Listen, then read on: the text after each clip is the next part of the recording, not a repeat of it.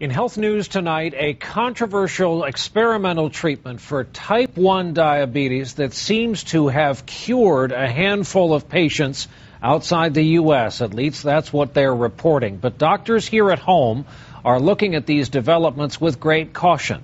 Our report from our chief science correspondent, Robert Bazell. It is highly experimental and potentially very dangerous, but it could make a big impact on type 1 or juvenile diabetes. How's the sample looking?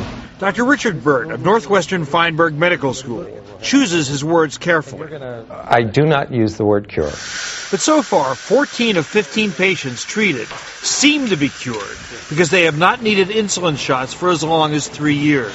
It's an exciting result.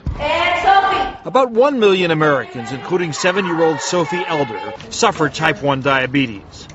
It is an autoimmune disease where the body's disease-fighting system goes haywire, destroying the cells that make insulin.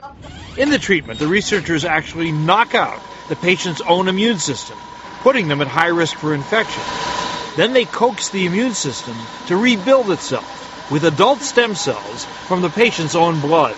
A three-toed sloth. Sophie wasn't in the experiment. No Americans were. The subjects were all diabetics in Brazil. Why Brazil? There really was no interest or support in America. Many experts say a big reason is that hospitals in this country would be very reluctant to give permission for such a potentially life-threatening experiment.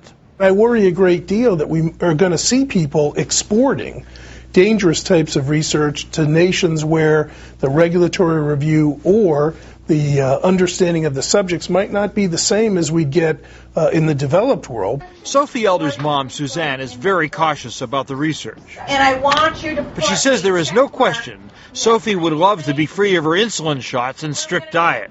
All I think Sophie really wants is just to be a regular kid.